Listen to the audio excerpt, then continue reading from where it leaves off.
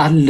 ስለዛ በቃ ኢየሱስ የእግዚአብሔር ልጅ አይደለም ምናምን ቢሉም በቃ እንዱ ይወር እስቲ ተዋቸው አንልም። እንደዛ አንልም። እግዚአብሔር ከጥንት ጀምሮ በብዙ አይነትና በብዙ ጎዳና ለአባቶቻችን በነቢያት ተናግሯል። ለአባቶቻችን በነቢያት ነበር የተናገረው። ለእኛ ግን በነቢዩ ነው በልጁ ያው ምን ባደረገበት ዓለማትን በፈጠረበት በልጁ። እንዴት አሳደደው? ክርስቲያኖችን ለማሳደድ። ክርስቲያኖችን ማሳደድ ክርስቶስን ማሳደድ ነው። ክርስቶስን የሚያሳድድ ካለ ዋጋውን ነው የሚያገኘው። ባይዘይ በፍርድ ቀን ዋጋውን ያገኛል። ወደ ምኩራቦቻቸውም ገብቶ ኢየሱስ የእግዚአብሔር ልጅ እንደሆነ ይሰብክ ጀመራል። የጳውሎስ የስብከቱ ጅማሬ የቤተ ክርስቲያናችን መሰረት የሆነው ትምህርት ኢየሱስ የእግዚአብሔር ልጅ የሚለው ነው። በዚህ በእስልምና ውስጥ ቁርአን የሚባል መጽሐፍ አለ አይደለ? ቁርአን ለነሱ በቃ የፈጣሪ ቃል ነው፣ ቀጥታ ከሰማይ የወረደ ማለት ነው። እንደዛ እንደተጠረዘ ሆኖ ሳይሆን ቨርባል ኦራል በሆነ መልኩ እንደዚህ በቃል ደረጃ ከላይ ቀጥታ ቃል በቃል የመጣ ነው እና ቃል በቃል ከላይ ከሰማይ የመጣ ነው። ከዛ በኋላ የመሐመድ ልብ ውስጥ ይቀረጻል አይነት ነገር፣ ወይም በመሐመድ ልብ ውስጥ ያድራል። ከዛ እነሱ ደግሞ ይናገራል። ሪሳይት ያደርጋል። ረስቴሽን ነው ራሱ ቁርአን ረስቴሽን ነው። ስለዛ መሐመድ ይለዋል ማለት ነው። ልክ እንዲህ እያለ ሲለው ይሉናል። ዘን የሚሰሙ ሰዎች ደግሞ ይጽፉታል። እሱ ሲናገር የሰሙትን ጽፈውታል። ስለዛ ይሄ ኪታብ ነው ማለት ነው። ወይ ሙስሐፍ መጽሐፉ እሱ በቃ መጽሐፍ ነው። ያ የተጻፈው ግን ቀጥታ ቃል በቃል ወርድ ፎር ወርድ ማለት ነው። ያና ነው ቃላቱ ቀጥታ ከዛ ነው የመጡት የሚል ነገር አለ። ሰው ለማንኛውም በዚህ መጽሐፋቸው ላይ አሁን ቁርአን የፈጣሪ ቃል ነው ወይ? በእኛ አይደለም። እሺ በእኛ አይደለም።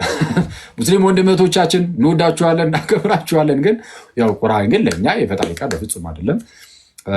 የፈጣሪ ቃል ለእኛ ብሉያትና ሐዲሳት ናቸው። በስትንፋሰ እግዚአብሔር ብለን የምንናገርላቸው የእግዚአብሔር መንፈስ ያለባቸው። የእግዚአብሔር መንፈስ ያለባቸው ስንል ቀጥታ የመንፈስ ቅዱስ ኢንስፓይሬሽን ያለባቸው መጽሐፍት ማለት ነው። እንደዛ ብለን የምንጠራቸው ብሉያትንና ሐዲሳትን ነው። ብሉያት እንግዲህ በሕግ እና በነቢያት የተነገሩ መጽሐፍት አሉን። በኋላ በሐዋርያቱ የተሰጡ ወይም የተነገሩ ደግሞ መጽሐፍት አሉ። እነሱ እንደዚህ እንዳሉ ሆነው ከዚህ ውጪ ከዛ ምንድነው ቤተክርስቲያን ከተመሰረተች በኋላ የተጻፉ መጽሐፍት በፍጹም ለኛ የፈጣሪ ቃል አይደሉም። ማለት ብዙ የተጻፉ መጽሐፍት አሉ። ቁርአን አይደለም የመጀመሪያው። ባይዚ ክርስትና ከተጀመረ በኋላ በጣም ብዙዎች የእግዚአብሔር ቃል ተብለው የተጻፉ በጣም ብዙ መጽሐፍት አሉ። የእግዚአብሔር ቃል ተብለው ለምሳሌ የቶማስ ወንጌል የእግዚአብሔር ቃል ተብሎ ነው የተጻፈው። የቶማስ ወንጌል ተብሎ የለም እኮ የቶማስ ወንጌል እንቀበላለን። የእግዚአብሔር ቃል ነው ተብሎ ስለመጣ ነው። ያውም በቶማስ ስም በቅዱስ ቶማስ ስም የተጻፈ ማለት ነው። እንደዛ ስለተጻፈ ብቻ በቃ የእግዚአብሔር ቃል ነው። አክቹዋሊ የድንግል ማርያም ወንጌልም የማርያም ወንጌልም የሚባል አለ። ስለዛም በእመቤታችን ስም ስላለ በቃ እንደው በእመቤታችን ስም ሆኖ በቃ የፈጣሪ ቃል እንላለን አንልም። ስለዛ ቤተክርስቲያናችን ናት መጽሐፍን የምትሰጠ እንጂ ብድግ እያደረገ አንድ ሰው የፈጣሪ ቃል ነው ሰበላ እኛ አንቀበልም። ስለዛ ይሄ ያው ይጠበቅልናል ማለት ነው አይደል? ይሄ መብታችን ይሄ ይጠበቅላችኋል። ሰው ቁርአን የፈጣሪ ቃል ነው ብለን አናምንም። ግን ያው ሙስሊም ወንድሞቻችን ያምናሉ እና በዚህ በሚያምኑት መጽሐፋቸው ላይ ክርስቲያኖች ይረገማሉ። ይነሴዝ አላህ ያጥፋቸው እያለ አላህ ይረግማቸዋል። ይረግመናል። አክቹዋሊ እኔም ክርስቲያን ሲጣራ እና አላህ ያጥፋቸው እያለ አላህ ይረግመናል። አላህ ያጥፋቸው ያለበት ምክንያት ነው በጣም በሚያስገርም ሁኔታ ክርስቶስ የእግዚአብሔር ልጅ በማለታችን ነው። ክርስቶስ የእግዚአብሔር ልጅ ነው የሚለውን እኛ አይደለም እኮ ያመጣ ነው አይደል? የእምነታችን ጀማሪና ፈጻሚ ሊቀ ካህናትና ሐዋርያ የቤተ ክርስቲያናችን ራስ ብቸኛው ንጉሳችን ብቸኛው ጌታችን እርሱ ራሱ ነው የእግዚአብሔር ልጅ እንደሆነ በግልጽ የተናገረው። ይህ ኢየሱስ የእግዚአብሔር ልጅ የሚለው ቃል ታስታውሳላችሁ። በማቴዎስ ወንጌል ምዕራፍ 16 ከቁጥር 13 ጀምሮ ሰዎች የሰው ልጅ ማን እንደሆነ ይሉታል ብሎ ጌታ ኢየሱስ ጠየቃቸው። ሐዋርያትን እኮ ነው የሚጠይቃቸው። እየሰማችሁ ነው ጋይዝ? እሺ እየሰማችሁ ከሆነ ኢየሱስ ሐዋርያትን በአንድ ወቅት ጠየቃቸው። ምን ብሎ? እስቲ ሰዎች ስለኔ ምን ይላሉ? የማን ልጅ እንደሆንኩ ነው የሚናገሩት? ሰዎች የሰው ልጅ ማን እንደሆነ ይላሉ። ሰዎች የሰው ልጅ የማርያም ልጅ እኔን ማን ነው የሚሉኝ ሰዎች ብሎ ጠየቃቸው ሐዋርያቱ መለስ አደረጉና አንዳንዶች ኤልያስ ነው ይላሉ፣ አንዳንዶች መጥምቁ ዮሐንስ ነው፣ አንዳንዶች ኤርሚያስ ነው፣ አንዳንዱ ዮሐንስ እያሉ ነው። ኤልያስ ነው የሚሉ አሉ፣ ወይ ከነቢያት አንዱ ነው የሚሉ አሉ። ኢንጀነራል ከነቢያት አንዱ ነው ይላሉ ብለው ነገሩ ስለ ጌታችን ኢየሱስ ከነቢያት እንዳንዱ ና ጌታችን ነቢይ ነው። ጌታችን ነቢይ ነው ነው ጌታችን ነቢይ ነው አይደለ? ነው ግን ከነቢያት አንዱ ግን አይደለም፣ ይለያያል። ጌታችን ነቢይ ነው ሲባል ነቢይ ማለት መምህር ማለት ነው። ሰው መምህር ከመሆኑ አንጻር የእግዚአብሔርን ነገር ለእኛ ከመናገሩ አንጻር ወደፊት የሚፈጠሩ ነገሮችንም ከመናገሩ አንጻር ኢየሱስ ነቢይ ሊባል ይችላል። አንድምታችን ላይ የባህሪ ነቢይ ይለዋል እና ነቢይ መባሉ ችግር የለም። ከነቢያት እንዳንዱ ግን በፍጹም ጌታችን ኢየሱስ ከነቢያት እንዳንዱ ግን አይደለም። ኢየሱስ የእግዚአብሔር ልጅ ነው። ሌሎችም የእግዚአብሔር ልጆች የተባሉ አሉ። ከእግዚአብሔር ልጆች ውስጥ እንዳንዱ ማለት ግን አይደለም። ኢየሱስ ይለያል። እሱን እንግዲህ መታወቅ አለበት። ግን ከነቢያት አንዱ ነው ይላሉ ሰዎች አሉ። ስለዛ የነቢያት ተርታ ውስጥ ከተቱት ማለት ነው ጌታችንን። አንዳንዶች አይተዋል፣ ርቀት ላይ ያሉ ከክርስቶስ ርቀው ያሉ ከሐዋርያቱ ርቀው ያሉት እነሱ ስለ ሰው ልጅ ስለ ጌታችን ኢየሱስ ማለት ነው የሚናገሩት እንደው ከነቢያት አንዱ ነው ከነቢያቱ ነው። ጌታችን ግን መለስ አድርግና ኦኬ እናንተስ ማን ትላላችሁ? ራቅ ያሉት እነሱ ኦኬ እንደዛ ብለዋል። ግን እናንተስ ከእግሬ ስር ቁጭ ብላችሁ የምትማሩ ሐዋርያት፣ የኔ ደቀ መዛሙርት እናንተስ ማን እንደሆንኩ ትላላችሁ ብሎ ጠየቃችሁ። ያኔ ቅዱስ ጴጥሮስ ብድግ አለና መለሰ፣ የኔ ተወዳጆች እንዲህም አለ፣ አንተ ክርስቶስ የሕያው እግዚአብሔር ልጅ ነው። ጌታ አንተስ ክርስቶስ የሕያው እግዚአብሔር ልጅ ነህ። ይሄ በጣም ትልቅ ኮንፌሽን ነው። ይሄ ትልቅ ምስክርነት ነው። አንደኛ የምስክርነቶቹን ብዛት ኦኬ፣ የሰው ልጅ እዛ ጋር የሚታየው ኢየሱስ ነው አይደለ? ሰው ኢየሱስን ማን ይሉታል ሲባል ከነቢያት አንዱ ነው። ምንድነው ኤርሚያስ፣ ኤልያስ፣ ዮሐንስ ምናምን ይላሉ አንዳንዶች። ወይ ደግሞ በቃ ተቀላይ ከነቢያት እንዳሉ ምን ያህል አውርደው እንዳዩት ተመልከቱ። ይሄ አሁን ከሰማይ የሆነ መገለጥ ራስ ተብሎ ራሱ አልተነገረላቸው። ይሄ ምድራዊ ነው። ይሄ ምድራዊ እውቀት ይባላል። ኢየሱስ ከነቢያት አንዱ ነው የሚለው እውቀት ምድራዊ እውቀት ነው። ሰማያዊው እውቀት ግን ጴጥሮስ ቀጣይ የተናገረው ነበር። ምክንያቱም ጌታችን ነግሮናል ሰማያዊ እውቀት እንደሆነ፣ ምድራዊ እንዳልሆነ፣ ከስጋና ደም ያልሆነ መገለጥ እንደሆነ ጌታችን ቀጠል አድርጎ ነገረን። ምን ብሎ አንተ ክርስቶስ የሕያው እግዚአብሔር ልጅ ነህ አለ። ኦኬ አንተ ኢየሱስ አንተ አለው ኢየሱስ አንተ ክርስቶስ ነህ አለ። የመጀመሪያው ኮንፌሽን የመጀመሪያው ምስክርነት ክርስቶስ ማለት መሲህ ቅቡ ማለት ነው። ይጠበቅ የነበረው የዳዊት ልጅ ከወገብህ ፍሬ በዙፋን ላይ አኖራለሁ ተብሎ ስለ መሲሁ አስቀድሞ ተነግሯል። የምትጠበቀው መሲህ ኧረ አንተ ነህ አለ። አንተ ክርስቶስ ነህ። የኢየሱስን ክርስቶስነት መመስከር ትልቅ ኮንፌሽን ትልቅ ምስክርነት ነው። እሺ ኢየሱስ እርሱ ክርስቶስ እንደሆነ መመስከር፣ ኢየሱስ እርሱ ምን እንደሆነ ክርስቶስ ቅቡ ይጠበቅ የነበረው መሲህ እርሱ እንደሆነ መሰከረ። ግን እዚህ ላይ ብቻ ግን አላበቃም። አዎ አንተ ኢየሱስ ክርስቶስ ነህ። ክርስቶስ መሲሁ አንተ ነህ። ግን መሲሁ ብቻ አይደለም፣ ይህ ይመጣ ዘንድ ያለው መሲህ ግን የሕያው እግዚአብሔር ልጅ ነው። በባህሪው የማን ልጅ ነው? የሕያው እግዚአብሔር ልጅ ነው። የሕያው እግዚአብሔር ልጅ ነው። ይሄ ትልቅ ምስክርነት ነው። ከዛም ጌታችን መለስ አደረገና ምን ቢለው ጥሩ ነው? ያው የዮና ልጅ ስምዖን ሆይ አለው። ጴጥሮስ ጌታችንን የማን ልጅ ነበር ያለው?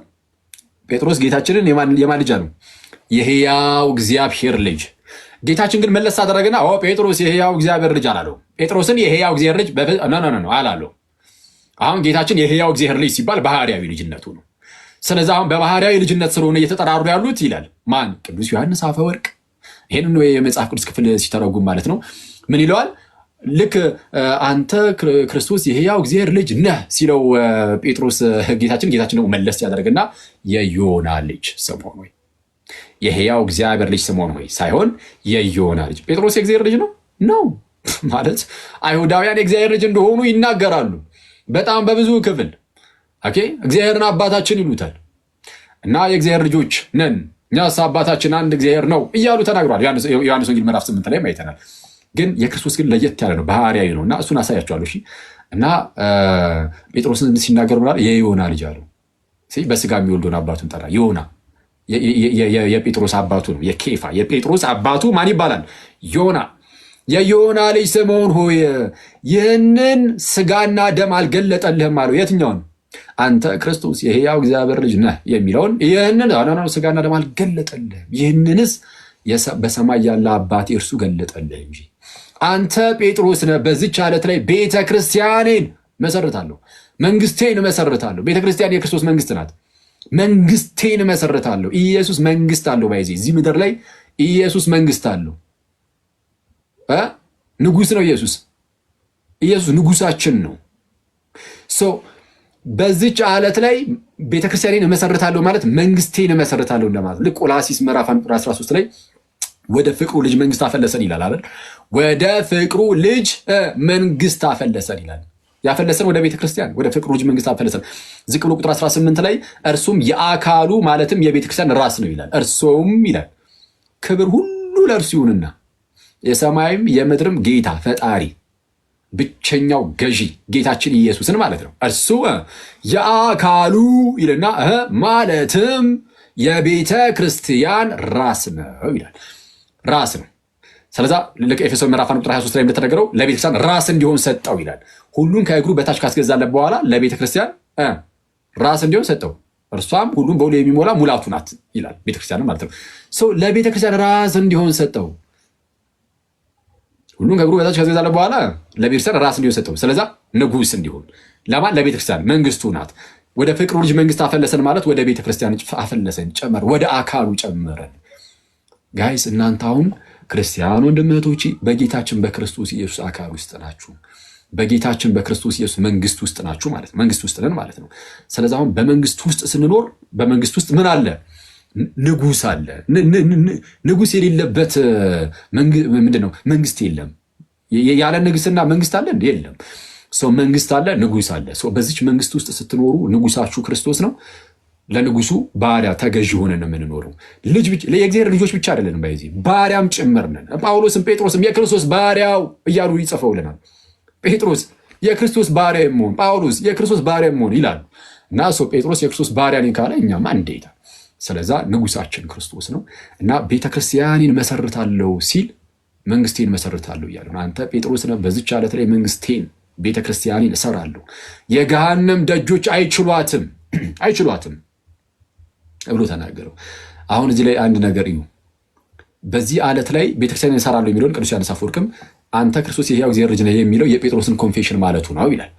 ስለዚህ የጴጥሮስ ምስክርነት ጌታችንም ይህንን ስጋና ደም አልገለጠልህም በሰማይ ያለው አባቴ ገለጠልህ እንጂ ተብሎ የተነገረለት ያ ክርስቶስ የሕያው እግዚአብሔር ልጅ የሚለው ምስክርነት ለቤተ ክርስቲያን መሰረት እንኳን ተብሏል። በዛ ላይ ነው ቤተክርስቲያን የምትመሰረተችው ተብሏል። እንዲህ ያለ እምነት ነው ያለን። ይህንን እምነት መካድ አይችልም አንድ ክርስቲያን። ቁርአኑ ግን ምን ይላል? አላህ ያጥፋቸው ብሎ ይረግማቸዋል ክርስቲያኖች ብሎ ይህንን በማመናቸው። ቁርአኑ ከመምጣቱ ከ600 ዓመት ገደማ በፊት ነው ጌታችን ይህንን በግልጽ ያስተማረው። ታዲያ ከ600 ዓመት በፊት የተሰጠውን የጌታችንን የፈጣሪያችንን ትምህርት አንክደው ነገር አንክደው አንሸፍነው አንከልለው አናስወግደው ያንን ትምህርት በመያዝ ግን ትረገማለህ። አይተዋል። ኦኬ እሺ፣ ችግር የለም።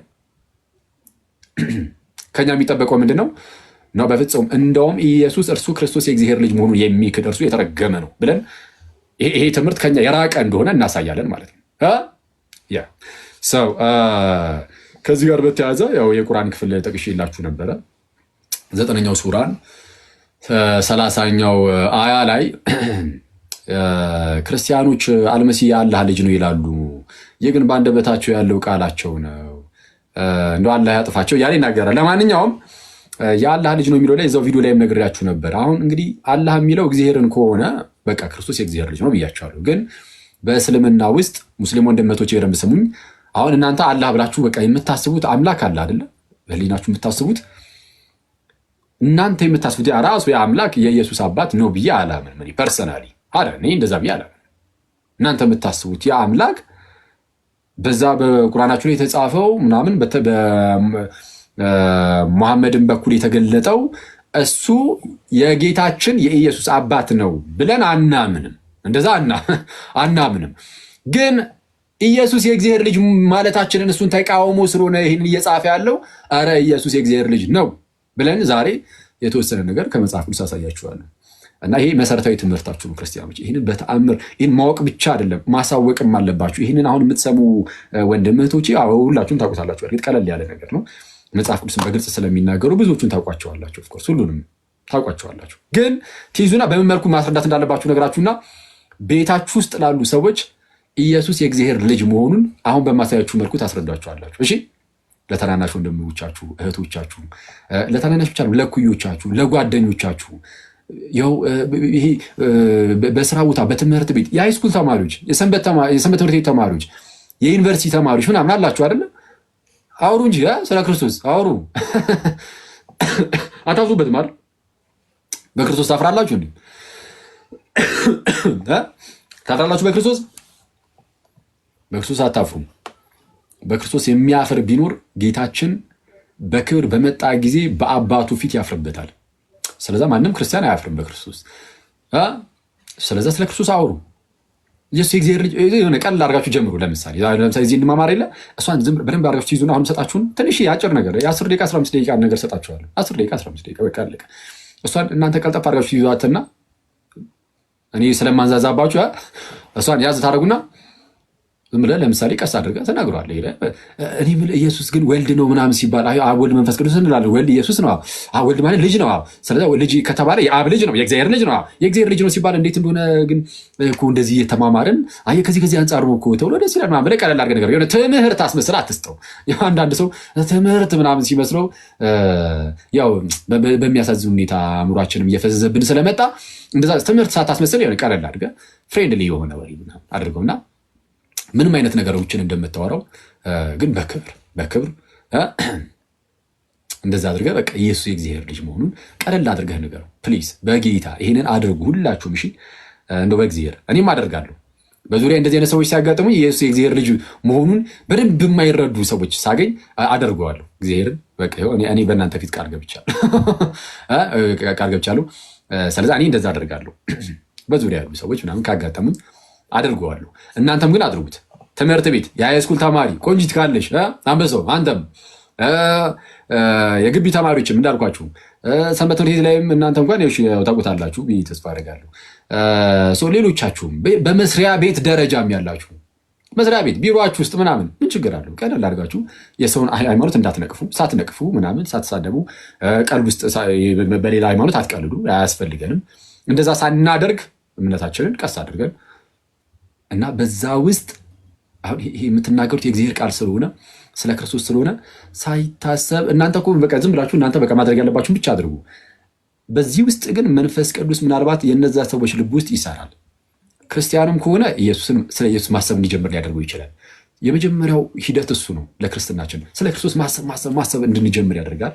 ከዛም ስለ ክርስቶስ ባሰብን ቁጥር ወደ እሱ መቅረብ፣ እርሱ መውደድ፣ እርሱ ማፍቀር ነው በእኛ ውስጥ እየበዛ ሊሄድ ይችላል። ይህንን ማድረግ የሚችለው ራሱ ሰውየው አይደለም፣ መንፈስ ቅዱስ ነው። ግን ሰውየው ግን ማለት መንፈስ ቅዱስ በውስጡ የክርስቶስን ፍቅር እንዲያፈስበትና የክርስቶስን ፍቅር እንዲያበዛበት ግን ሰውየው ደግሞ ምን ማድረግ አለበት? ልቡን ክፍት ማድረግ አለበት። እና እንደዛ እንዲሆን አድርጉ። በእምነት ውስጥ የሌለ ሰውም በኤርሲያን ውስጥ የሌለ ሰውም ቢሆንም መንፈስ ቅዱስ ወደ ኤርሲያን እንዲመጣ ወደ ክርስቶስ አካል እንዲመጣ ወደ ጌታችን እንዲመጣ ሊያደርገው ስለሚችል ቀስ አድርጋችሁ እንደዛ አድርጉ። ስለዚህ ከራሳችሁ ተርፋችሁ የሌላው መድረስ አለባችሁ ማለት ነው። እሺ፣ ስለዚህ ይህንን እምነታችንን የተወሰነ ነገር ልበላችሁ። ስለዚህ እንዳልኳችሁ ነው። ይሄ መከባበሩ ምናምን አለ። ሙስሊሞችን የሚጠላል ከጠላን ከኛ በላይ እግዚአብሔርን ያላወቀው የለም። በቃ እግዚአብሔርን አናውቀውም ማለት ነው። ከጠላን ሙስሊሞችን የሚጠላ ካለ በቃ ገና ነው፣ እግዚአብሔርን አላወቀም። ስሜታዊ ክርስቲያን ነው ማለት ነው። ስሜታዊ ሆነን ልንናገር የምንችላቸው ነገሮች ይኖራሉ። ግን ስሜታዊ ሆነን ልንናገር የምንችላቸው ነገሮች ሊኖሩ ይችላሉ። ግን ስሜታዊያን መሆን ግን የለብንም። እሺ፣ ስሜታዊያን ስሜቱ ሙሉ በሙሉ ተቆጣጥሮ ሙስሊሞችን እስክጠላ ድረስ በፍጹም መሆን የለበትም። ይህንን ካደረግ ጸብ ከእግዚአብሔር ጋር ነው የሚሆነው። ይኸውላችሁ የሬት ወዳጆች የሆነ ነገርን ለመውደድና ለመጥላት መጀመሪያ እግዚአብሔር ያንን ነገር ይወደዋል ይጠላል ብላችሁ ጀምሩ። ከዛ ጀምሩ። እግዚአብሔር የሚጠላውን ነገር ጠሉት። እግዚአብሔር የሚወዳውን ነገር ብጠላ ግን የእግዚአብሔር ቁጣ በአንተ ላይ ሊመጣብህ ይችላል። ስለዛ በተአምር እንዳናደርገው በጣም መጠንቀቅ አለብን። ስለዛ እንዳንጠላ አሁን ለምሳሌ ሙስሊሞች አሁን በተለያየ በአንድም በሌላ ምክንያት የሆነ በግርግሩ ምንም እየተነሳ የሆነ ነገር የሚያናድድ ነገር ሲያደርጉ ካያችሁ ጥላቻ የእነሱን መጥላት በውስጣችን በጣም እየነገሰ እንዳይሄድና ሰይጣን ያችን ቀዳዳ አድርጎ ከገብቶ ደግሞ የጥላቻ መንፈስ ነው ውስጣችን እንዳይበክለውና እንዳይዘራብን ለእነሱ መጸለይ። ስንጸልይላቸው አንጠላቸው፣ ስራቸውን ግን ልንጠላው እንችላለን። ስራ ሊጠላ ይችላል። የማንም ክርስቲያን ሆኖም ኃጢአትን የሚሰራ ካለ ይጠላል ስራው። ሰዎች ግን አይጠሉ። እግዚአብሔር ሰዎችን ይወዳል። ምን ያህል ወደዳቸው ሙስሊሞችን እግዚአብሔር ካላችሁኝ ብቸኛው ልጁ ኢየሱስን እስኪሰጣቸው ድረስ ለእነሱም እኮ ነው የሰጠው ክርስቶስን። አንቀበልም ብለው ሪጀክት አደረጉ፣ ገፉት። ፈጣሪ እግዚአብሔር እንዲህ ግፍት አደረጉት እንጂ ዞር አድርግልን ልጅህን አንፈልገውም አንተንም አንፈልግም አሉት እንጂ እግዚአብሔር ለሙስሊም ወንድመቶቻችንም ልጁ ኢየሱስን ልኮላቸዋል። ስለዚህ ይህንን የላከላቸውን ኢየሱስን ደግሞ እንዲቀበሉት ልንጸልይ ይገባል። ጥላቻ ግን ከኛ ይራቅ። ስለዚህ ጥላቻ መኖር የለበትም፣ ማክበር አለብን። የምናደርጋቸውን ነገሮች ሁሉ በትህትና በፍቅር በየዋህነት ልናደርግ ይገባል። ይህ ግን ይሄ በዕለት ተዕለት ኑሯችን ያለው ይሄ መቻቻሉ መከባበሩ ይሄ ግዴታ ነው አይደል? ያስፈልጋል። ፕሊዝ በጌታ እዚህ ምድር ላይ መሬት ላይ ልክ ስትኖሩ ሙስሊሞችን አይታችሁ አሁን በተለያየ አጋጣሚ በሚዲያው በሚነሱ ግርግሮች ምክንያት ለነሱ የሆነ ጥላቻ ነገር ማሳየት እንዳትጀምሩ፣ እንደው በጌታ እንዳንጀምር። ይሄ ነው በጣም የሚያስፈራው። እኔ ፕሮቴስታንቲዝም ላይም ስሰራ ክርስቶስን በጣም የሚያስፈራኝ አንዱ ነገር ይሄ ነው። ፕሮቴስታንቲዝም ስህተት ነው፣ በቃ አለቀ። እኔ እንደዛ ብለን የምናምነው እና እዛ ላይ በጣም ስንሄድበት ትምህርቱ ላይ ግን የኛ የራሳችን ግን ጭንቅላታችን እነሱ ወደ መጥራት እየተቀየረ እንዳይሄድ ብዬ በጣም ነው የምፈራው። እና እንደዛ መሆን የለበትም። በጣም መጠንቀቅ አለብን። እሱን ለመጠበቅ ጸልዩ ማለት ለነሱ ለምሳሌ ለፕሮቴስታንቶች መጸለይ፣ ለምሳሌ ወንድሞቻችን ናቸው እህቶቻችን ናቸው፣ ልንጸልይላቸው ይገባል። በተለይ ብዙዎቹ ታውቃላችሁ ምን ያህል ምስኪኖች የዋሆች እንደሆኑ። ስለዛ በተቻለ አቅም ለነሱ መጸለይ መለመን። ልክ ስትጸልዩላቸው አጠሏቸው። ሳጠሏቸው ምንፍቅናውን ብቻ በመጥራት እንደውም እነሱን ወደ ክርስትና ወደ ክርስቲያን ለማምጣት መስራት ትጀምራላችሁ። ይሄ ነው የሲያም ሆነ ይህ መከባበሩ መፋቀሩ ግን ክርስቶስ ላይ እንድንደራደርበት አያደርገን። በፍጹም አይቻልም። እሱ ገና ለገና መቻቻል መፋቀር እሱ አለ። እንደዛ መከባበሩ ምናምን አለ። ስለዛ በቃ ኢየሱስ የእግዚአብሔር ልጅ አይደለም ምናምን ቢሉም በቃ እንደው ይወርድ እስቲ ተዋቸው አንልም። እንደዛ አንልም። መከባበሩ ምናምን መቻቻሉ ስላለ ኢየሱስ የእግዚአብሔር ልጅ አይደለም ብሎ አንድ ሙስሊም ወጥቶ ቢናገር በቃ ይበር ችግር የለም እንቻለው እንደው በእኛ ይለፍ አንልም። እንደዛ አይቻልም። እሺ የምናልፋቸው ነገሮች አሉ፣ የማናልፋቸው ነገሮች አሉ። የምንሞትለት ነገር አለ፣ የማንሞትለት ደግሞ ነገር አለ። በማንሞትለት ነገር ዝም ብለን ራሳችን ሄደን እንትን አናደርግም። የምንሞትለት ነገር ግን አለ፣ ጌታችንን እንሞትለታለን። ኢየሱስ የእግዚአብሔር ልጅ አይደለም ቢል ስህተት ነህ። ኢየሱስ እርሱ ክርስቶስ የእግዚአብሔር ልጅ ነው እንላለን። እንዲህ ብለህ መስዋዕት ሰማዕትነት ቢመጣ ራሱ ይቆጠርልሃል።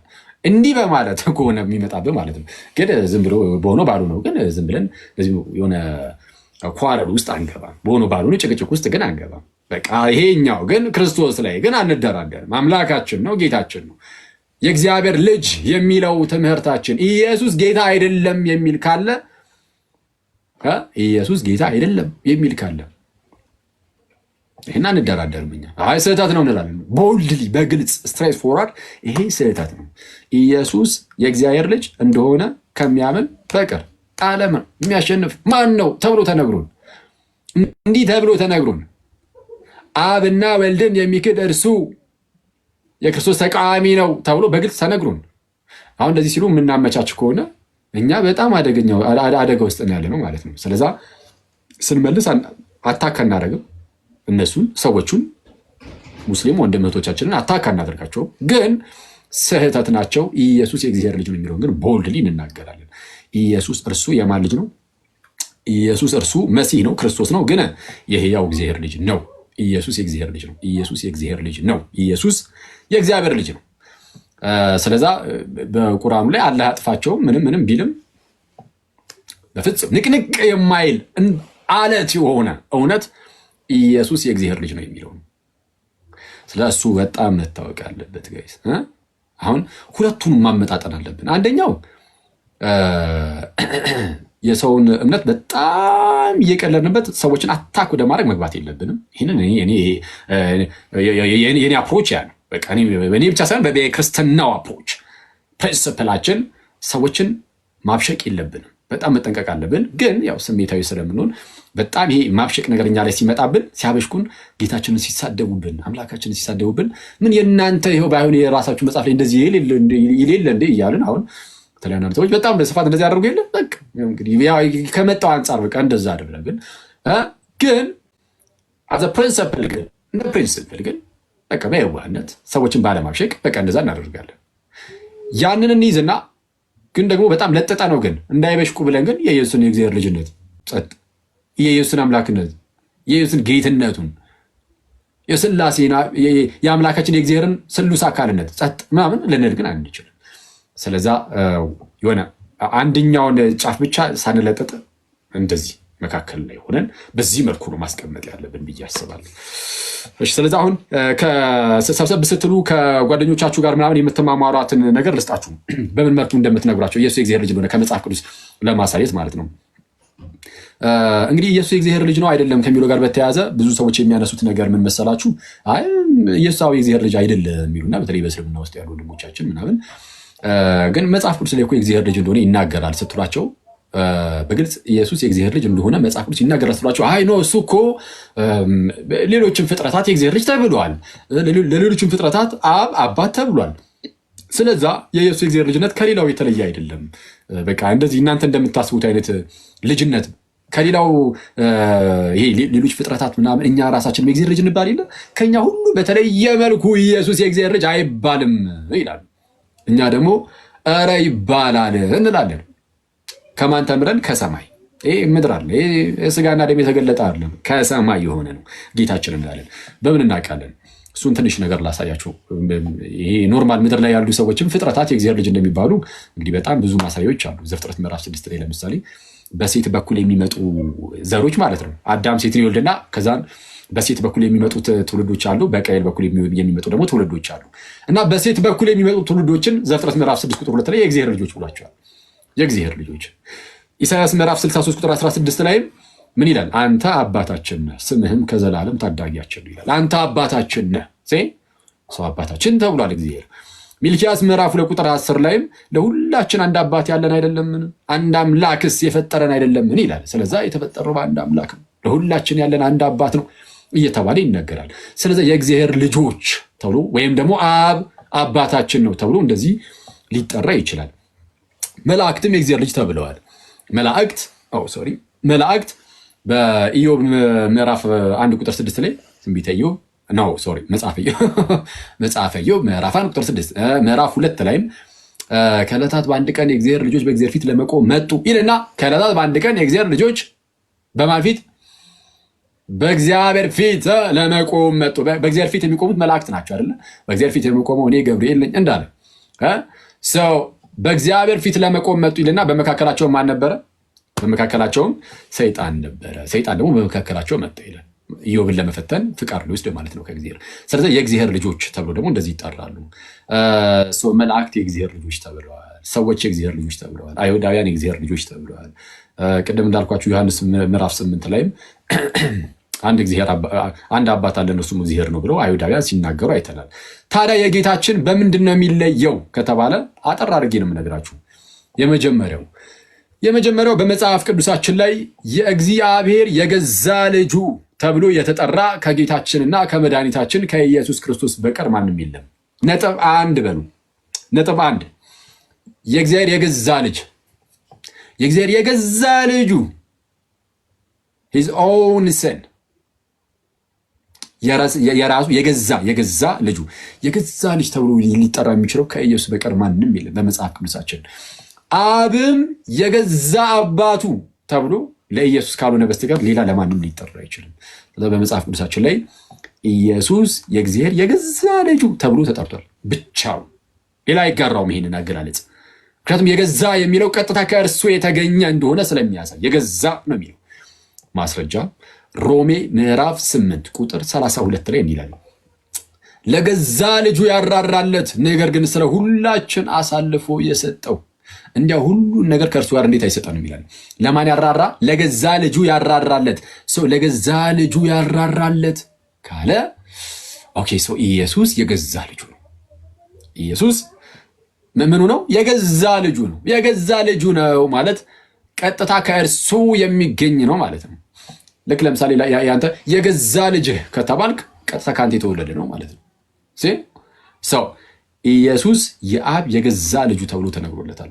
አብም ደግሞ ለኢየሱስ የገዛ አባቱ ተብሎ ተነግሮለታል። ብቻ ለኢየሱስ ብቻ። ዮሐንስ ወንጌል ምዕራፍ 5 ከቁጥር 17 ጀምሮ ጌታችን ኢየሱስ እንዲህ አለ፣ አባቴ እስከ ዛሬ ይሰራል እኔም ደግሞ እሰራለሁ አለ። የአገራረጥ በጣም ከባድ አገራረጥ ነው። እንዲህ የሚል አለ፣ አባቴ እስከ ዛሬ ይሰራል እኔም እሰራለሁ የሚል ማን አለ? ማንም የለም ከማን በቀር የገዛ ልጁ ከሆነው ከጌታችን በስተቀር። እና እንደ ሰው አባቴ እስከ ዛሬ ይሰራል እኔም ደግሞ እሰራለሁ አለና ዝቅ አለና እዛው ቁጥር 18 ላይ ቀጣይ ቨርስ ማለት ነው። ቅዱስ ዮሐንስ እንደዚህ አለ፣ እንግዲህ ሰንበትን ስለሻረ ብቻ አይደለም ይልቁንም ራሱን ከእግዚአብሔር ጋር አስተካክሎ እግዚአብሔር የገዛ አባቴ ነው ስላለ አይሁድ ሊገሩት ይፈልጉ ነበር አለ። እንደው ተቋረጠ መሰለኝ። አንዴ ይህን ትመጣብኝ እስቲ ቆይ። እሺ ይሰማል ብዬ ተስፋ አደርጋለሁ። ኢየሱስ እንግዲህ ሰንበትን ስለሻረ ብቻ አይደለም ይልቁንም ራሱን ከእግዚአብሔር ጋር አስተካክሎ፣ ራሱን ከእግዚአብሔር ጋር ምን አድርጎ አስተካክሎ እኩል አድርጎ ራሱን ከእግዚአብሔር ጋር እኩል አድርጎ እግዚአብሔር ምን ነው ይላል የገዛ አባቴ ነው ስላለ አይሁድ ሊገድሉት ይፈልጉ ነበር ያለ። አብዝተው ይፈልጉት ነበር። እግዚአብሔር ምን ነው ስላለ መጽሐፍ ቅዱሳችሁን ገልጣችሁ ታነበው እግዚአብሔር አባቴ ነው ስላለ ተብሎ ተተርጉሞ ልታገኙ ትችላላችሁ። አማርኛው ላይ ግን ትክክለኛው ትርጉም የገዛ አባቴ ነው የሚል ነው። ብዙዎቹ የእንግሊዝኛ ቨርዥኖች ጥሩ ናቸው። his own father ይላል ወይም my own father። የገዛ አባቴ አለ። አብ የገዛ አባቱ ተብሎ የሚነገርለት ለኢየሱስ ነው። ለአብ የገዛ ልጁ ተብሎ የሚነገርለትም ለኢየሱስ ብቻ ነው። ከኢየሱስ ውጭ ካለ አንድ ማስረጃ አምጡ ብሎ መጠየቅ ይቻላል። አንድ ማስረጃ የገዛ ልጁ ተብሎ ማንም የለም። የገዛ አባቱ ተብሎ አንድም የለም። በጌታችንና በወልድና በአብ መካከል ያለው አንዱ ግንኙነት ይሄ ነው። ስለዚህ የመጀመሪያው ነጥብ ይሄ ነው፣ የገዛ ልጅ የገዛ አባት ተብሎ የሚቀመጠው ይሄ አገላለጽ። ሁለተኛ ነጥብ ኢየሱስ ለአብ የገዛ ልጁ ከሆነ የአብ የገዛ ልጁ ደግሞ ስንት ነው? አሁን የገዛ ልጅ ብዙ የገዛ ልጆች አሉት? የሉትም። አንድ ብቻ ነው የገዛ ልጅ አለው። ስለዛ ብቸኛ ልጁ ነው ኢየሱስ ለአብ። ከዚህ አንጻር ማለት ነው የገዛ ልጅ የሚለው ለየት ያለ ስለሆነ ምንድነው የገዛ ልጅ የሚለው ለየት ያለ አገላለጽ ስለሆነ ወይም ደግሞ ለየት ያለ ልጅነት ከራስ የተገኘ አይነት ልጅነት ስለሆነ በእንደዚህ አይነት ልጅነት ደግሞ አብ ስንት ልጅ አለው ከተባለ አንድ ብቻ። እኛው ልጆቹ ነን፣ ግን የገዛ ልጆቹ አይደለንም። የገዛ ልጅ አንድ ብቻ ነው ያለው፣ እርሱም ጌታችንና መድኃኒታችን ኢየሱስ ክርስቶስ ይባላል። ኢየሱስ ብቻ ነው የአብ ልጅ። ማስረጃ ዮሐንስ ወንጌል ምዕራፍ 1 ቁጥር 14 ላይ ቃልም ሥጋ ሆነ በእኛም አደረ ጸጋንና እውነትንም የተመላ ነው ይልና አንድ ልጅም ከአባቱ ዘንድ እንዳለ ያለውን ክብሩን አየን አለ። ስንት ልጅ? አንድ ልጅ። ከብዙዎች መካከል አንዱ ልጅ አይደለም፣ ብቸኛ ልጅ ማለት ነው። ሂዝ ኦንሊ ቢጋትን ሰን ማለት ነው። ኦንሊ ቢጋትን ሰን፣ ኦንሊ ቢጋትን ሰን፣ ብቸኛ ልጅም አንድያ ልጅም፣ ብቸኛ አንድያ ልጅ፣ አንድ ልጅም አለ።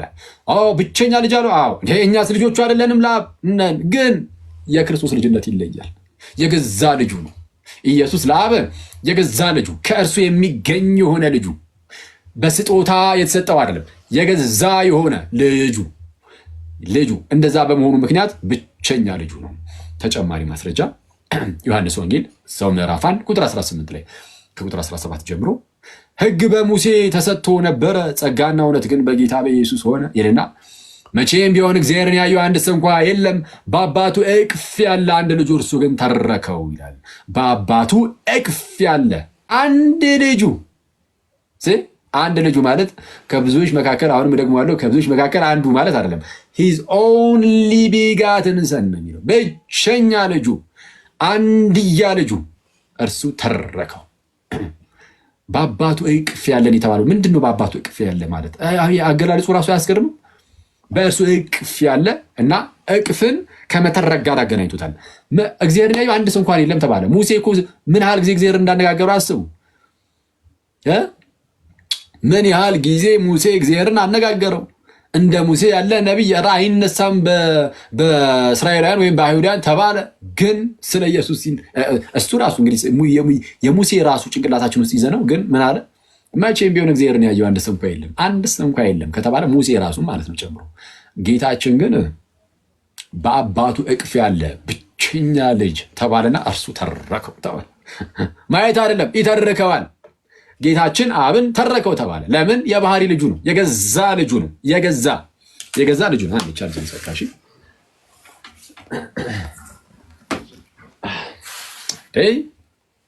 ሰው ብቸኛ አንድያ ልጁ ነው። ተጨማሪ ማስረጃ ዮሐንስ ወንጌል ምዕራፍ 3 ቁጥር 16 ጌታችን እንደዚህ አለ።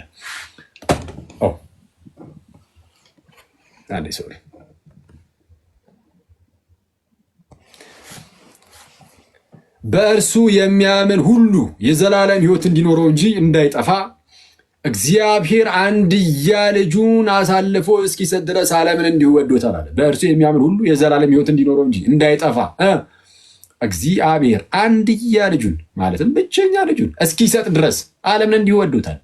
ስለዛ ኢየሱስ የአብ ብቸኛ ልጁ አንድያ ልጁ ነው ማለት ነው። እዛ ወደ ዝቅራችሁ ቁጥር 18 ላይም በእርሱ የሚያምን የዘላለም ሕይወት አለው፣ በእርሱ የማያምን ግን በአንዱ በእግዚአብሔር ልጅ ስም ስላላመነ አሁን ተፈርዶበታል ይላል። በማን ስላላመነ? በአንዱ በእግዚአብሔር ልጅ። ስለዛ ኢየሱስ የአብ ብቸኛ ልጁ ከመሆኑ አንጻር እንደኛ ያለ አይነት ልጅነት እንዳልሆነ እናውቃለን። ሁለት ነጥብ እናሳያችሁ። የመጀመሪያው ነጥብ ምን ነበር? የገዛ ልጅ ኢየሱስ የገዛ ልጁ መሆኑን አሳይቻችኋለሁ። አብም ለኢየሱስ የገዛ አባቱ እንደሆነ አሳይቻችኋለሁ። የገዛ ልጁ ከመሆኑ አንጻር ብቻውን ነው ልጅ፣ ማንም ሰው አይጋራውም የሱን ልጅነት ብያችሁ ነበረ። ብቻውን ልጅ እንደሆነ ደግሞ አሁን አሳያችሁ። ሁለተኛው ነጥብ ደግሞ ብቸኛ ልጅ የሚለው ነው። የገዛ ልጅ፣ ብቸኛ ልጅ። ሶስተኛ ነጥብ ብቸኛ ልጅ በመሆኑ ምክንያት ከሌላው ጋር ሲነጻጸር ደግሞ የተወሰነ ላሳያችሁ። ከሌላው ጋር ምን ሲል ሲነጻጸር? ከሌሎች ከነቢያት፣ ከመላእክት፣ ከትልልቅ ቅዱሳን ሰዎች አነጻጽረን ደግሞ እኔ ስናነጻጽር ከዕብራውያን ከመላእክት እንጀምር። ከመላእክት ጋር እናነጻጽር የሱ ልጅነት። እንግዲህ መላእክት የእግዚአብሔር ልጆች ተብለዋል። እንዳሳያችሁ በኢዮብ ምዕራፍ 1 ቁጥር 6 ምዕራፍ 2 ላይም በዕለት ከዕለታት በአንድ ቀን የእግዚአብሔር ልጆች በእግዚአብሔር ፊት ለመቆም መጡ ይላል። የእግዚአብሔር ልጆች በእግዚአብሔር ፊት ለመቆም መጡ፣ ሰይጣንም ደግሞ በመካከላቸው መጣ ብሏል። ስለዛ የእግዚአብሔር ልጆች ተብለዋል መላእክት። ግን ከክርስቶስ ጋር ሲነጻጸሩ ዕብራውያን ምዕራፍ 1 ቁጥር 5 ይላል ከመላእክትስ አንተ ልጄ ነህ፣ እኔ ዛሬ ወልጄሃለሁ፣ ደግሞም እኔ አባቱ ሆናለሁ፣ እርሱም ልጅ ይሆነኛል ያለው ከቶ ለማን ነው? ልክ አንተ ልጄ ነህ፣ እኔም አባቱ ሆናለሁ። ኦኬ፣ ከመላእክትስ አንተ ልጄ ነህ፣ እኔ ዛሬ ወልጄሃለሁ፣ ደግሞም እኔ አባቱ ሆናለሁ፣ እርሱም ልጅ ይሆነኛል ከቶ ለማን ብሏል? ከመላእክት ለማንም አላለም ተባለ። ልጄ ምናምን ነው አላለም። ከመላእክት ለማንም አላለም ማለት ከማን በቀር? ከክርስቶስ ጋር የሚያነጻጽረው። እሺ፣ መላእክትን እዚህ ክፍል ላይ መላእክትን ከክርስቶስ ጋር እያነጻጸረው ነው። የእግዚአብሔር ልጅ ከሆነው ከጌታችን ኢየሱስ ለማን ብሏል? ከመላእክትስ አንተ ልጄ ነህ፣ እኔ ዛሬ ወለድኩ፣ እኔ አባቱ ሆናለሁ፣ እርሱም ልጅ ይሆነኛል ከቶ ለማን ብሏል? ለማንም እኮ አላለም። ይህንን እኮ ልጁ ኢየሱስ ብቻ ነው እኮ የያዘው አለ። ስለዛ ኢየሱስ ልጅ ሲባል አብረው መላእክት ከክርስቶስ ጋር ልጅ አይባሉ። ለመላእክት መች ተባለላቸው ተባለ። አየህ፣ አስወጣቸው መላእክትን። ኢየሱስ ልጅ ሲባል መላእክት አብረው ቅዱስ ሚካኤል፣ ቅዱስ ገብርኤል አብረው ልጅ አይባሉ ከክርስቶስ ጋር። የክርስቶስ ልጅነቱ ይለያል። ስለዛ ምን አለ ቀጠል አድርጎ ደግሞም በኩሩን ወደ ዓለም ሲያገባ፣ በኩሩን ልጁን ወደ ዓለም ሲያገባ በስጋ ወደ ዓለም ገብቶ የለ ጌታችን ልጁ በስጋ ወደ ዓለም ገባ። እሺ፣ ሲያገባ የእግዚአብሔር መላእክት ሁሉ ለእርሱ ይስገዱ ይላል። አረ በስመ አብ! ይሄ በጣም ፓወርፉል።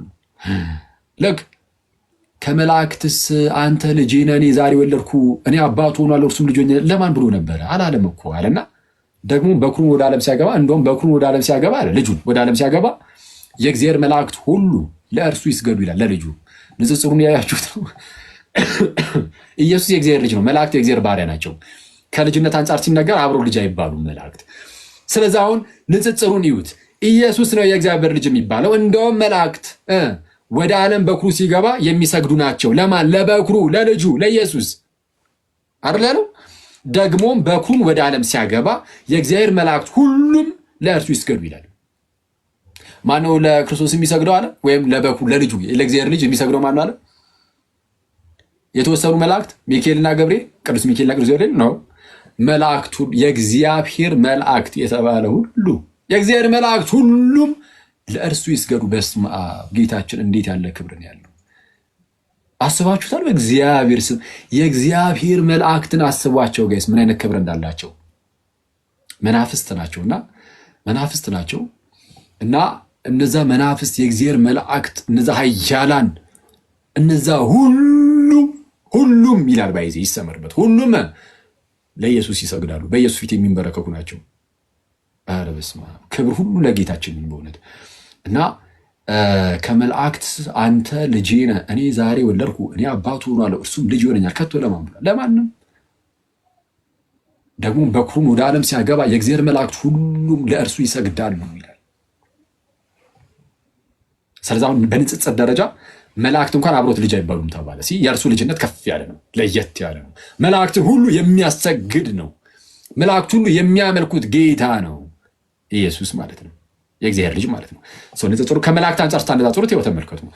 እሺ ሁለተኛ ከሙሴ አንጻር እናደርገው። ሙሴ እንዳንተ ያለ ነቢይ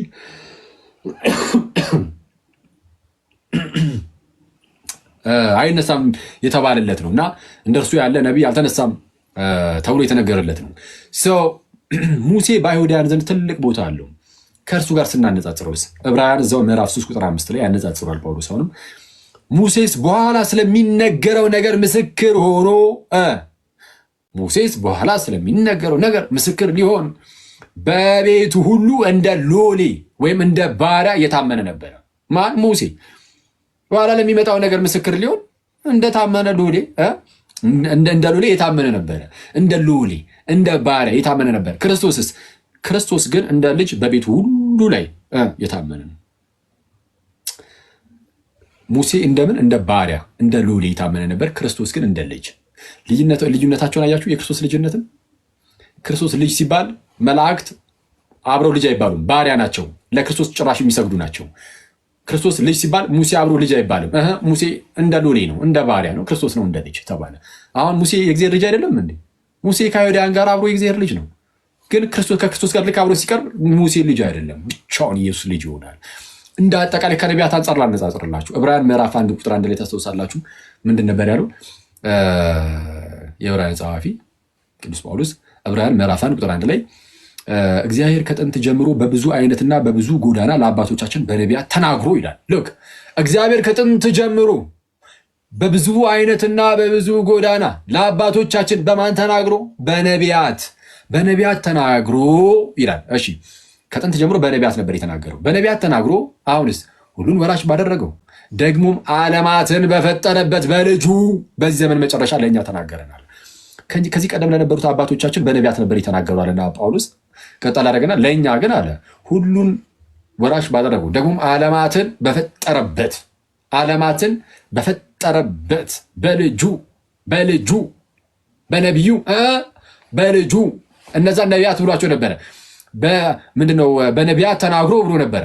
በነቢያት ተናግሮ አለና ከነቢያት ሲለየው ልጁ ነውና ለየት አድርጎ ዓለማትን በፈጠረበት በምኑ? በነቢዩ በፍጹም በልጁ አለ። በልጁ ከነዛ ጋር አብሮ ነቢይ አይባልም። እነዛ ነቢይ ብሎ ይነጥላቸዋል፣ ኢየሱስን ግን ልጅ ብሎ ይነጥለዋል። ስለዛ የክርስቶስ ልጅነት እንደ ማንኛውም ነቢይ ልጅነት ያለ በፍጹም አይደለም። የገዛ ልጅነት ነው። ስለዚህ ያውም ደግሞ የልጅነት ዓለማትን የፈጠረበት በመሆኑ ምክንያት ልጅነቱ ከመቼ ጀምሮ ነው? ይህ ልጅ መቼ የነበረ ነው?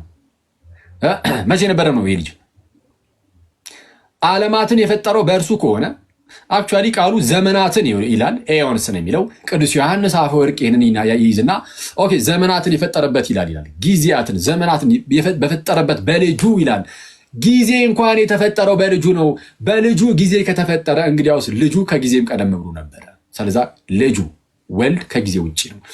ከጊዜ ውጭ ከሆነ ደግሞ የተፈጠረ አይደለም። የተፈጠረ ቢሆን ጊዜ ውስጥ ይገባል። ምክንያቱም መፈጠር ከተጀመረ ጊዜ አብሮ ያኔው ስለሚጀምር ማለት ነው።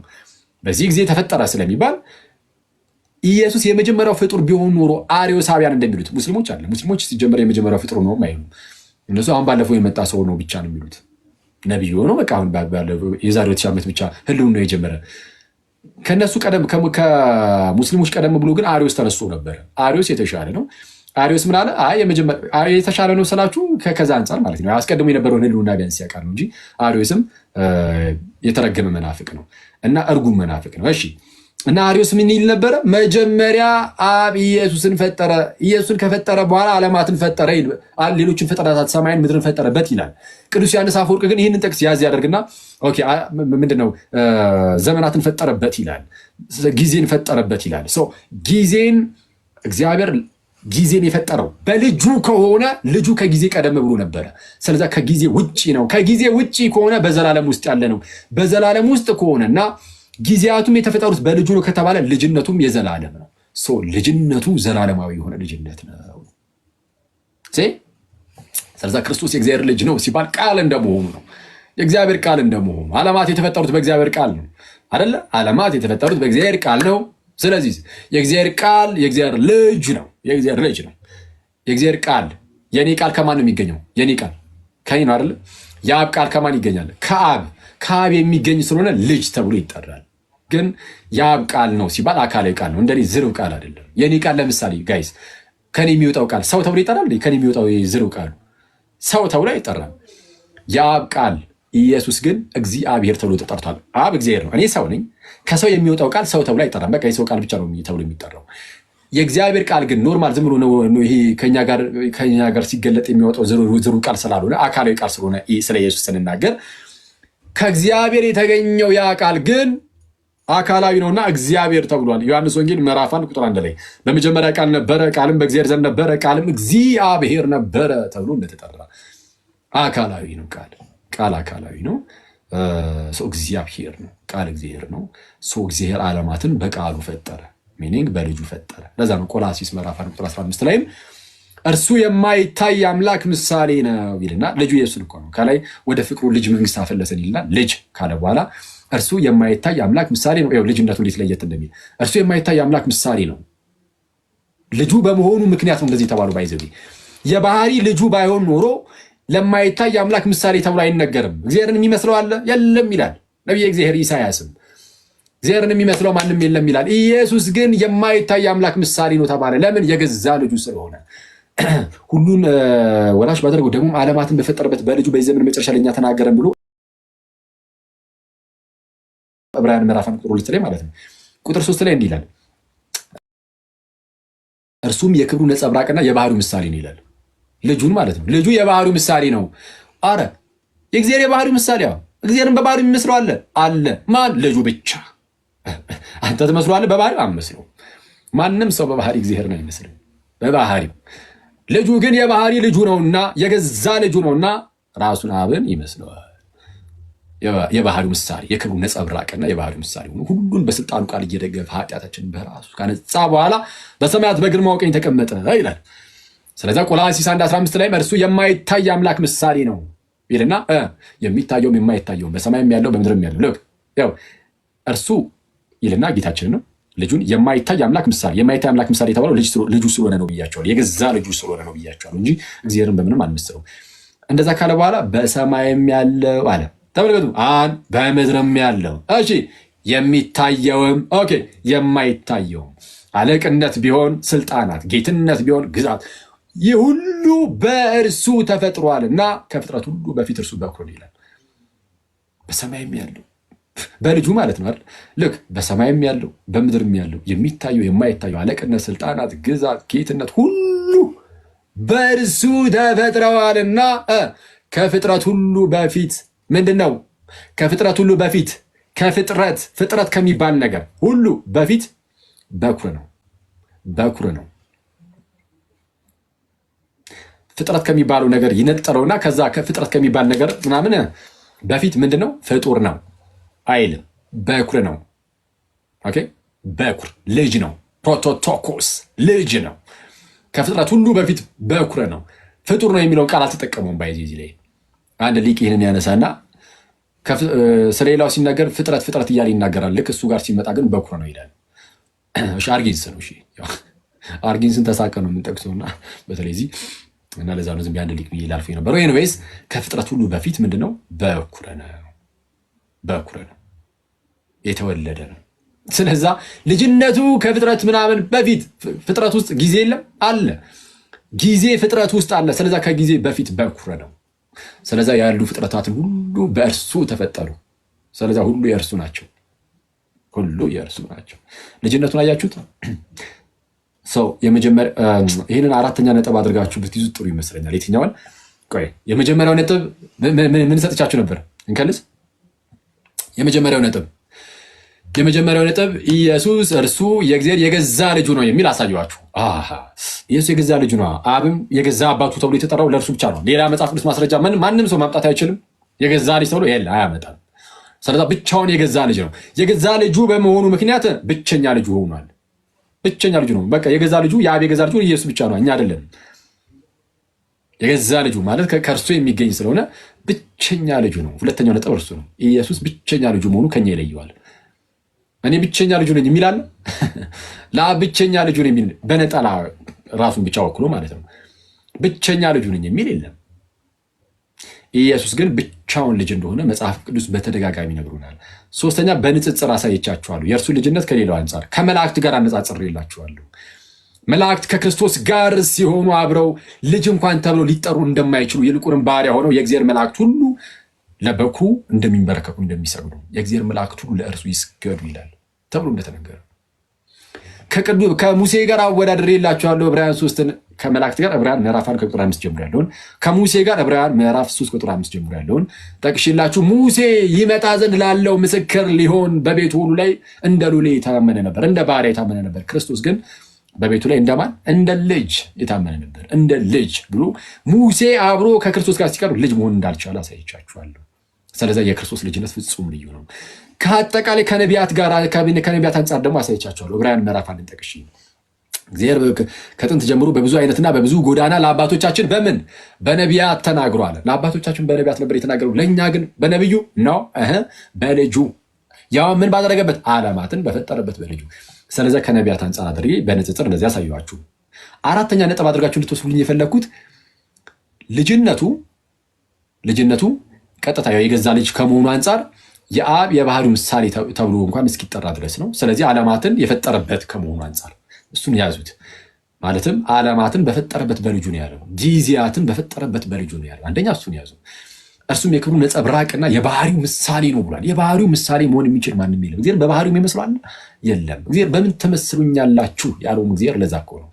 ስለዛ የባህሪው ምሳሌ የሆነው የገዛ ልጁ ስለሆነ ነው እንጂ ሌላማ ማንም አይሆን፣ ፍጥረት ምናምን አይሆንም። ኢየሱስ ግን የገዛ ልጁ ስለሆነ የባህሪው ምሳሌ መሆን ይችላል። ቆላሲስ ይሄ ዕብራውያን 1:3 ላይ ነው። ቆላሲስ 1:15ንም ጠቅሼላችሁ ነበር። የማይታይ አምላክ ምሳሌ ይለውና የማይታይ አምላክ ምሳሌ ይለውና እሺ ከዛስ በሰማይም ያለው በምድርም ያለው የሚታየው የማይታየው አለቅነት፣ ስልጣናት፣ ግዛት፣ ጌትነት ሁሉ በእርሱ ተፈጥረዋልና ከፍጥረት ሁሉ በፊት እርሱ በኩር ነው ይላል። ስለዛ የማይታይ አምላክ ምሳሌ ሆኖ የገዛ ልጁ ከመሆኑ አንጻር ነው እና ከፍጥረት አንጻርም ይሁት ዓለማት ሁሉ የተፈጠሩት ጊዜያት ሁሉ የተፈጠሩት በእርሱ ስለሆነ ከጊዜ በፊት ነውና ከዘላለም ነው ደግሞ የእርሱ ልጅነት። ስለዚህ ይለያል። ከዘላለም ልጅ ሆኖን ከራስ ጋር ታነጻጽራለህ እንዴ? ማይ ብራዘር የባህሪ ልጅ ሆኖ ወይም የገዛ ልጁ የሆነውን እርሱን ከራስ ጋር አታይት አይነጻጸርም። እና ሰው የክርስቶስ ልጅነትን ከዚህ አንጻር ልንመለከተው ይገባል። እና ኢየሱስ በዚህ ደረጃ ከሆነ ልጅነቱ የመጻፋቸው ምክንያት ራሱ ይሄ ሆኖ ልናገኙ እንችላለን። ለምሳሌ ዮሐንስ ወንጌል ታላቅ የሆነ ወንጌል አይደለ?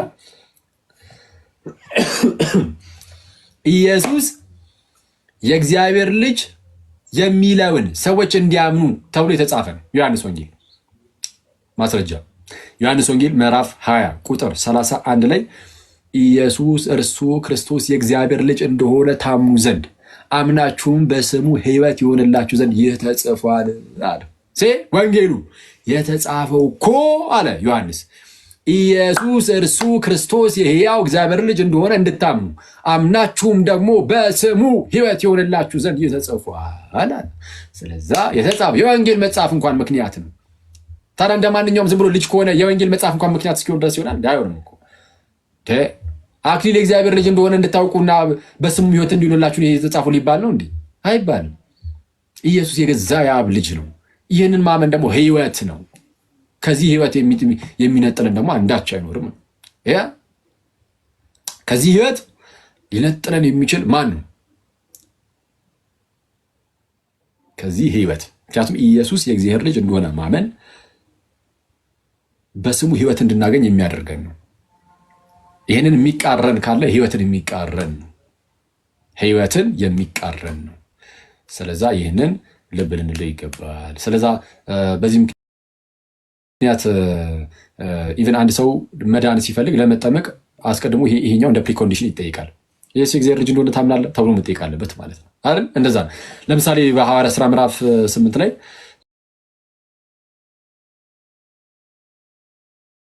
ፊልጶስ ያገኘዋል። መንፈስ ቅዱስ ፊልጶስን ይልከዋል፣ ወደ እርሱ ይልከውና ታሪኩን ታውቁታላችሁ። ሄዶስ ወንጌልን ሰበከለትና ሲሄዱ ውሃ አገኘ። እነሆ ውሃ እንዳልጠመቅ የሚከለክለኝ ምንድር ነው አለ። እነሆ ውሃ እንዳልጠመቅ የሚከለክለኝ ምንድን ነው አለ ኢትዮጵያዊ ጃንደረባ። ከዛ ፊልጶስ መለስ አደረገና ምን አለ? ኢየሱስ የእግዚአብሔር ልጅ እንደሆነ ካመንክ ተፈቅዶልሃል። ካመንክ ተፈቅዶልሃል አለ። ኢየሱስ የእግዚአብሔር ልጅ እንደሆነ አምናለሁ አለ። ካመንክ ተፈቅዶልሃል አለ። ሶሪ ካመንክ ተፈቅዶልሃል ሲለው ምን አለ? ኢየሱስ የእግዚአብሔር ልጅ እንደሆነ አምናለሁ። ስለዚህ ለመጠመቅ እንደ ፕሪኮንዲሽን እንኳን ሆነ ኢየሱስ የእግዚአብሔር ልጅ ነው የሚለውን ማመን ማለት ነው። ስለዚህ ይሄ የስብከት ሳይቀር ርዕስ ሆነ ማለት ነው። ምን ሆነ ይሄ ነገር? ኢየሱስ የእግዚአብሔር ልጅ የሚለው የስብከታችን ሁሉ ርዕስ ነው። የስብከታችን ቁንጮ ነው። ቅዱስ ጳውሎስ አሳዳጅ ነበር እንደምታውቁትና ክርስቲያኖችን ያሳደድ የነበረ ነው። የመጀመሪያው ሰማዕቱ ቅዱስ እስጢፋኖስ ተወግሮ በሞተ ሰዓት የተርሴሱ ሳውል ወይም ጳውሎስ የምንለው ማለት ነው። ቅዱስ ጳውሎስ በጣም የምንወደው አባታችን መምህራችን ጳውሎስ በሰዓቱ ወደ ክርስትና ስላልመጣ አንድ ጎበዝ ተብሎ ተጠቅሷል። እዛ ጋር የገዳዮቹን ልብስ ይዞ ይተባበር ነበር በእስጢፋኖስ መሞት እና አውግስትን ምን ይላል? እንደውም እዛ ላይ እስጢፋኖስ ይጸልያል፣ ጌታ ሆይ የሚያደርጉትን አያውቁምና ይቅር በላቸው ብሎ ጸልዮ አልነበረ? ያ የእስጢፋኖስ ጸሎት ያ በጥበብ የተሞላው በእግዚአብሔር ጸጋ የተሞላው ሰው ማለት ነው። እንደዛ ተብሎ ተገልጾለታል ባይዚ እስጢፋኖስ እና ይኸው በሳውል ላይ ይታያል ይላል። የሚያደርጉትን አያውቁምና ይቅር በላቸው ጌታ ሆይ ብሎ ጸልዮ አልነበረ? ሳውልን ጌታችን ከዛ ውስጥ ይወስዳል። በደማስቆ ክርስቶስ ኢየሱስ ያገኘውና ሳውል ሳውል ስለምን ታሳድደኛለህ? ጋይስ ክርስቲያኖችን ማሳደድ ኢየሱስን ማሳደድ ነው። ክርስቲያኖችን ማሳደድ የተከበረ ህዝብ ነው። ክርስቲያን ብልጫ አለው። በምድር ላይ ስንኖር አይደለም ማለት በምድር ላይ እንደው አብረህ ትኖራለህ ተቻችለህ ተፋቅረህ ምናምን። በመንፈሳዊ ዓለም ግን በፈጣሪ ዘንድ ግን ክርስቲያን ብልጫ ነው። የእግዚአብሔር ህዝብ ነው። በእግዚአብሔር መንግስት ውስጥ ያለ ነው። ስለዚህ ክርስቶስ ማን ነው?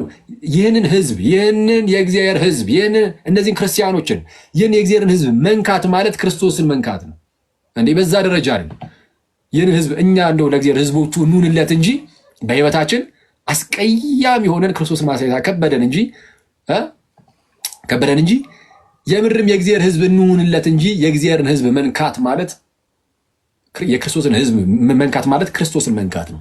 ስለዛ ምን አለው ጌታችን ኢየሱስ ጳውሎስን ሲያሳድድ ስለነበረ ክርስቲያኖችን፣ ሳውል ሳውል ስለምን ታሳድደኛለህ? ኧረ አንተ ማነህ ጌታ ያለው? አንተ የምታሳድደኝ የናዝሬቱ ኢየሱስ ነኝ አለው። አንተ የምታሳድደኝ እንዴት አሳደደው? ክርስቲያኖችን በማሳደድ። ክርስቲያኖችን ማሳደድ ክርስቶስን ማሳደድ ነው። ክርስቶስን የሚያሳድድ ካለ ዋጋውን ነው የሚያገኘው። ባይዘይ በፍርድ ቀን ዋጋውን ያገኛል። ግን እኛ ለክርስቶስ ህዝቡ እንሁንለት። ክርስቶስን መምሰል መለማመድ አለብን እና እንደዛ ነው እናንተ ሰዎች። ስለዚህም ጳውሎስ ይቅርታ ይህን ያነሳውበት ምክንያት ምንድነው? ጳውሎስ ወደ ክርስትና ተመልሶ ማለት ነው። ሐዋርያት ሥራ ምዕራፍ 9 ላይ ነው አይደል ያለው ታሪኩ። ሐዋርያት ሥራ ምዕራፍ 9 ላይ ከሐናንያ ጋር ምናምን ተገናኝቶ ምናምን ነገር 22ኛው ምዕራፍ ላይም ታሪኩ ያው ይነገራል በጳውሎስ። ግን ያው ሲኩዌንሱን ጠብቀን ስንሄድ ሐዋርያት ሥራ 9ኛው ምዕራፍ አካባቢ ላይ ያለው የሚመጣውና ገና ከመምጣቱ በምኩራቦቻቸው ገብቶ ይላል። ሐዋርያት ሥራ ምዕራፍ 9 ቁጥር 20 ላይ ወደ ምኩራቦቻቸውም ገብቶ ኢየሱስ የእግዚአብሔር ልጅ እንደሆነ ይሰብክ ጀመራል። የጳውሎስ የስብከቱ ጅማሬ የቤተ ክርስቲያናችን መሰረት የሆነው ትምህርት ኢየሱስ የእግዚአብሔር ልጅ የሚለው ነው። የጳውሎስ የስብከቱ መጀመሪያ ምን የሚለው ነው? ኢየሱስ የእግዚአብሔር ልጅ ነው ብሎ በምኩራቦቻቸው መስበክ ነው። ይሄ ታላቅ የሆነ ኮንፌሽን ነው። ለምን መሰላችሁ ትልቅ የሆነው? ኢየሱስ የእግዚአብሔር ልጅ እንደሆነ አንድ ሰው ካመነ በክርስቶስ በኩል የተገለጠውን ሁሉ አሚን ብሎ ይቀበላል። አየህ፣ በዚህ ምክንያት ወደ እግዚአብሔር ይቀርባል። በልጁ በኩል ካልሆነ ቤትም መቅረቢያ የለም። ልክ ጌታ ምሳሌ እንደሰጠ ማለት ነው። አንድ ክፍል ላይ ለነዛ አደገኛ ገበሬዎች ባሪያዎችን ይልክ ነበረ እንዲሰበስቡ ማለት ነው ምርትን። ባሪያዎችን ሲልኩባቸው ኧረ ቆይ ብሎ ገደሏቸው። ባሪያዎችን ጌታቸው የሚልካቸውን ባሪያዎች ማለት ነው፣ ነቢያትን ለማለት ነው ምሳሌው። ገደል ነቢያትን ሲልኩ አንዳንዶቹን ገደሏቸው፣ አንዳንዶቹን ወግረው አባረሯቸው። ልጄንስ ያፍሩታል ብሎ መጨረሻ ላይ ልጁን ላከ ይላል። ልጁን ደግሞ ወራሹ መጣ ብሎ ገደሉታል። ልክ እንደዚህ ነው። ነቢያትን እግዚአብሔር ላከ፣ መጨረሻ ላይ ልጁን ላከ። ከልጁ በኋላ ነቢይ የለም። ከልጁ በፊት ብዙ ነቢያት መጥተው ነበረ፣ ግን የነቢያት ሁሉ መደምደሚያ ኢየሱስ መጣ። ስለዛ መጨረሻ ላይ በልጁ ተናገረ። ተመልሰን በነቢያት እንስማ አንልም። በልጁ የሰማን ሰዎች ድጋሚ በነቢያት እንስማ አንልም። አሁን በልጁ ተነገረን። ልጁ ንጉሳችን ሆነ፣ መንግስቱን አቋቁሞልናል። ቤተክርስቲያንን በመንግስቱ ውስጥ አለን፣ ጸንተን እንኖራለን። ጋይስ በመንግስቱ በኢየሩሳሌም ሰው እርሱ ንጉሳችን ነው። እንዲህ ብለን መጨረሻ ላይ ንጉሱ የሚመጣና መንግስቱን ይዞ ይሄዳል። አለቀ። እንደዛ ነው እና የእግዚአብሔር ልጅ ጸጋ በሁላችን ላይ ይሁን። ይሄ ነው። እናንተ ሰዎች ይብቃል። ስለዛ እነዚህን እንዳትረሱ እሺ። እነዚህን ነጥቦች ኢየሱስ የገዛ የአብ ልጁ፣ ስለዛ አብም ለኢየሱስ የገዛ አባቱ የሚለውን፣ ኢየሱስ ብቸኛ ልጁ የሚለውን፣ ሶስተኛ በንጽጽር ደረጃ ከሌሎች ልጆች ተብሎ ከተጠሩት ጋር አነጻጽር የላቸዋለሁ ከመላእክት ከሙሴና ከሁሉም ነቢያት ጋር። ዘና አራተኛው ነጥባችን ደግሞ ኢየሱስ የእግዚአብሔር ልጅ ሲባል ከባህሪው አንጻር የባህሪው ምሳሌ ተብሏል። የማይታይ አምላክ ምሳሌ ተብሏል። እሱ ውስጥ አካተን ደግሞ ከዘላለም የሆነ ልጅነት እንዳለው አሳይተናል። ከፍጥረት ሁሉ በፊት ልጅ እንደተባለ አይደለ? ዘና አምስተኛ በምን አጠቃለን ነው? በዚህም ምክንያት የወንጌል መጽሐፍ እንኳን ምክንያት ሆኗል። ኢየሱስ የእግዚአብሔር ልጅ እንደሆነ ታምኑ ዘንድ አምናችሁ በስሙ ሕይወት ይሆንላችሁ ዘንድ ተብሎ እንኳን እስኪነገር ይህ ተጽፏል ተባለ። ኢየሱስ የእግዚአብሔር ልጅ እንደሆነ እንድታምን የተጻፈው እስኪባል ድረስ ለመጠመቅ እንደ ፕሪኮንዲሽን ሆኗል፣ እንደ ቅድመ ሁኔታ ይህን ማመን። ስለዛ ትልቅ ነገር ነው ማለት ነው። እንደ ማንኛውም አይደለም፣ እንደ ማንኛውም ልጅነት አይደለም ማለት ነው። የጳውሎስ የመጀመሪያው ስብከቱ እንደሆነ አይተናል። ጳውሎስ ገና ወደ ክርስትና ከመምጣቱ ኢየሱስ የእግዚአብሔር ልጅ እንደሆነ በምኩራቦቻችሁ መስበክ ጀመረ ነው የሚለን። በዚህ ደግሞ ጨረስን ማለት ነው። ስለዛችን ያዛዝሩና ይሄ እኮ እንዲህ ተብሎ ምናምን አቀላጥፏት ምናልባት ዩቲዩብ ላይ ምናምን ሊለቀቅ ስለሚችል ሌሎች ዩቲዩቦች ላይ ወይ ከሱ ላይ ምናምን ቢሆን እንትን በሉ፣ ወይ ደግሞ ቴሌግራም ላይ ኑና በሉ።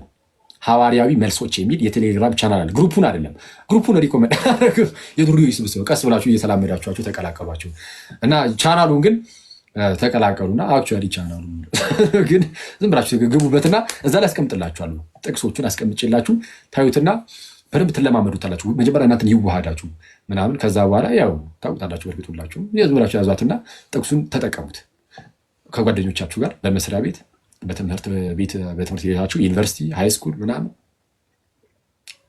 እና በየትኛውም አጋጣሚ እንደዛ ተጠቀሙ። በቤታችሁ ውስጥ ለተናናሽ ወንድሞቻችሁ፣ እህቶቻችሁ፣ ለኩዮቻችሁ፣ ለወንድም እህቶቻችሁ እንደዛ ለማጋራት ትሞክራላችሁ ማለት ነው። ይብቃል። ኮመንት ልክፈትላችሁና